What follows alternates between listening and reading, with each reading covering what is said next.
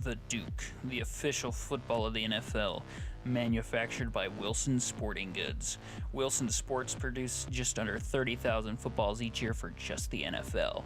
But how and where is the Wilson Duke football made, and what are the ethical issues involved? It all starts here. The leather for Wilson's Duke footballs are made using cows from cattle farms in Kansas, Nebraska, and Iowa. The cows are slaughtered and their hides are removed. The hide is then processed and tanned at Horween Leather in Chicago. Tanning is an environment in which workers deal with extremely harsh chemicals that are used to tan the leather. The leather used by Wilson is tanned with Horween's patented tannage and extracts, which give the ball its high-performance characteristics. The leather is then stamped with Wilson's patented W pattern.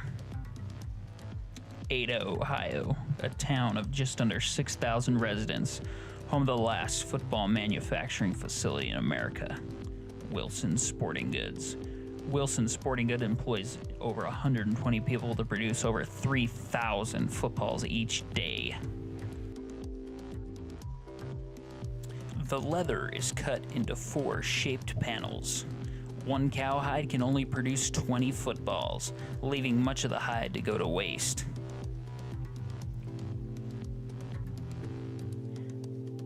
The football is then stamped with the necessary logos and emblems required by the NFL. Sewing. The football is then sewn by hand inside out on a heavy-duty sewing machine. The football is then placed in a steam box so the leather can be more pliable for turning it right side out, by far one of the most difficult tasks in the factory. A polyurethane bladder is then inserted through the opening. The ball is then laced, using a specific method to ensure it won't unravel. The ball is then inflated and placed into a mold. The ball is then inspected and ready to be packaged. The ball is then loaded on trucks and shipped throughout the country.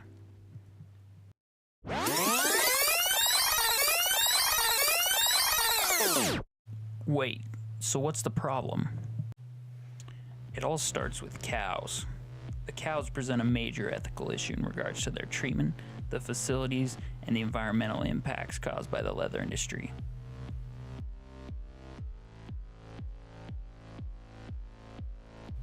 One hide can only produce 20 footballs, with much of the hide going to waste due to the shape of the panel.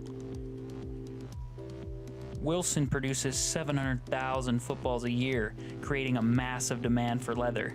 You do the math on how many cows that is. Slaughtered cows also affect the environment. The farms face little regulation. According to the Environmental Working Group, there are 8 slaughterhouses that are ranked among the top 20 polluters of surface water in the U.S.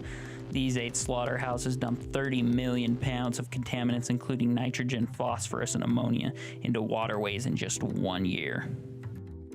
Farms are significant contributors to greenhouse gases and pollutants. Such gases include methane and carbon dioxide, both major contributors to climate change. These gases are created both in the process of slaughter and through the wastewater. Cattle farming is one of the major sources of animal-based emissions, approximately 65%. So what happens to the football when the final whistle blows? It's up to the team. The ball is in good condition, that is kept to be used as a practice ball. If the ball seems worn or has significant wear, it's thrown away, donated, or auctioned off. Unfortunately, more often than not, it's just thrown away. Both Wilson and the NFL insist on having fresh footballs for each game played.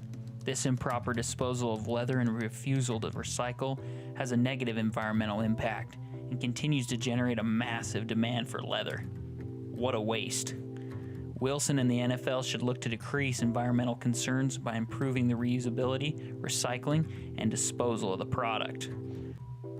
Reusing the football for multiple football games, donating footballs to schools and nonprofit organizations, and reusing leather from poor condition footballs to make new footballs would be big steps to improving the ethical impacts of this ball.